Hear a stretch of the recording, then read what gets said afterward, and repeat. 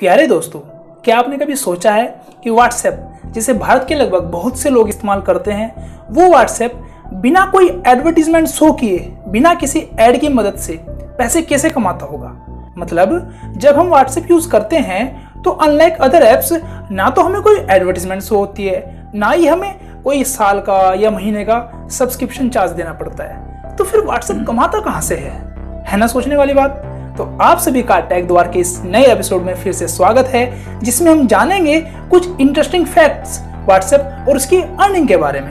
प्यारे दोस्तों, WhatsApp mobile और डेस्कटॉप पर यूज होने वाली एक इंस्टेंट मैसेजिंग ऐप है जो प्ले स्टोर पर one of the highest downloaded app है। ब्रेन एक्टन और येन कुम दो दोस्त थे जो याहू कंपनी में काम किया करते थे।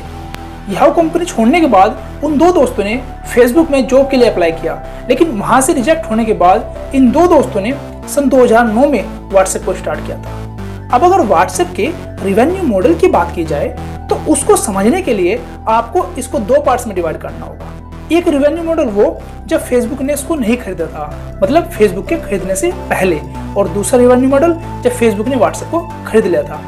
अगर फेसबुक के खरीदने से पहले की बात की जाए, जब 2009 में इन दो दोस्तों ने व्हाट्सएप को मार्केट में उतारा था, तो ये ऐप थोड़े ही समय में फेमस हो गई थी और व्हाट्सएप एक्सपोनेंशियली डाउनलोड होने लगी थी। लेकिन दिक्कत ये थी, जो डेटा डेली शेयर किया जाता था व्हाट्सएप पर, उसको स्टोर करने के लिए इनके फाउंडर के पास सर्वर की कमी थी, और इस कंपनी के डेटा को मैनेज करने के लिए सर्वर का होना बहुत जरूरी था। देखो, सर्वर एक प्रकार से स्टोरेज का काम करता है। जब भी हम कोई मैसेज सेंड करते हैं तो वो मैसेज पहले व्हाट्सएप के सर्वर पर जाता है और उसके बाद वो मैसेज सर्वर से दूसरे व्यक्ति तक पहुंच पाता है जिसको हम मैसेज भेज रहे होते हैं। अब अर्निंग के लिए व्हाट्सएप के फाउंडर ने क्या किया, कुछ देशों में व्हाट्सएप के लिए $1 का एनुअल सब्सक्रिप्शन चार्ज रख दिया और भारत जैसे देशों में इस व्हाट्सएप को फ्री ही रखा। अब 2014 में क्या होता है, फेसबुक ने व्हाट्सएप को $19 बिलियन में खरीद लिया। मतलब एक ऐप के लिए $19 बिलियन। ये अमाउंट इतना बड़ा था, उस साल का नासा का एनुअल बजट भी इतना नहीं था, और उस समय की ये दुनिया की सबसे बड़ी टेक डील थी। आपको एक इंटरेस्टिंग फैक्ट बता दूं, उस समय व्हाट्सएप का रिवेन्यू सिर्फ $100 मिलियन था और कंपनी की जो वैल्यूएशन निकल के आई थी वो मुश्किल से $1.5 बिलियन थी। यहाँ पर एक सोचने वाली बात यह है कि एक $1.5 बिलियन की कंपनी को $19 बिलियन में खरीदा गया। अब इसका कारण क्या था, सोचने वाली बात है।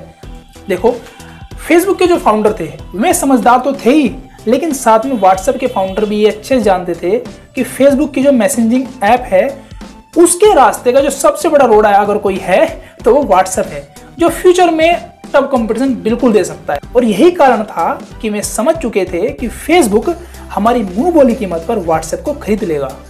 और बात यही नहीं रुकती, व्हाट्सएप की फाउंडर ने एक साथ ये भी रखी कि व्हाट्सएप हमेशा एड फ्री रहेगा। मतलब आप कोई भी एडवर्टीजमेंट व्हाट्सएप पर शो नहीं कर सकते। और आश्चर्यजनक बात यह है कि फेसबुक ने व्हाट्सएप की इस शर्त को भी मान लिया और यही वो कारण है फेसबुक व्हाट्सएप से कोई भी डायरेक्ट रिवेन्यू जनरेट नहीं करता है। अब आपके दिमाग में एक क्वेश्चन जरूर आएगा कि जब फेसबुक व्हाट्सएप से कोई डायरेक्ट रिवेन्यू जनरेट नहीं करता है तो फिर फेसबुक को फायदा क्या है। किसी महान इंसान ने एक बात कही है, if you are not paying for the product you are the product. देखो, सिंपल सी बात मैं समझाऊं, व्हाट्सएप का जो यूजर डेटाबेस है ना वो बहुत बड़ा है। मतलब व्हाट्सएप को यूज करने वाले लोग दुनिया में भरे पड़े हैं और इतने सारे लोगों की पर्सनल डिटेल व्हाट्सएप पर है, जैसे फोन नंबर, कॉन्टैक्ट लिस्ट और भी न जाने क्या क्या। और बस यही हमारा जो पर्सनल डेटा है वही फेसबुक के लिए इनडायरेक्ट अर्निंग का काम करता है।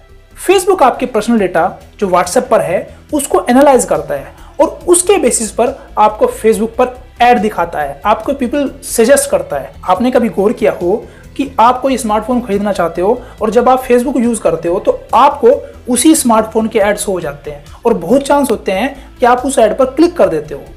और इसी तरह फेसबुक व्हाट्सएप की हेल्प से टारगेट एडवर्टीजमेंट दिखाता है और उस एड सिस्टम को इंप्रूव करता है। और इसी एड सिस्टम की हेल्प से ऐप भी साल दर साल अपने बिलियंस ऑफ यूजर की हेल्प से अपनी इनकम को इंक्रीज कर रहा है। अब आप में से कुछ लोग ये बोलेंगे कि व्हाट्सएप में अब एंड टू एंड इनक्रिप्शन आ गया है, अब ऐसा पॉसिबल नहीं है। हाँ, मैं मानता हूं कि एंड टू एंड इनक्रिप्शन से आपकी प्राइवेसी जरूर बढ़ी है, लेकिन फेसबुक हो या कोई व्हाट्सएप हो, अगर इंटरनेट पर कोई डेटा चला जाता है तो वो हमेशा वहीं पर रहता है। इसमें यह कह देना कि आपकी प्राइवेसी पूरी तरह से सिक्योर है, ये बिल्कुल गलत होगा। तो दोस्तों, आप सभी समझ गए होंगे कि कैसे व्हाट्सएप फेसबुक के लिए टारगेटेड एडवर्टीजमेंट बनाकर उसकी अर्निंग में हेल्प करता है। आई होप आपको वीडियो पसंद आई होगी। ऐसे ही अपना प्यार और आशीर्वाद बनाए रखना और हो सके तो इस चैनल को सब्सक्राइब कर देना। धन्यवाद। आपका दिन शुभ हो।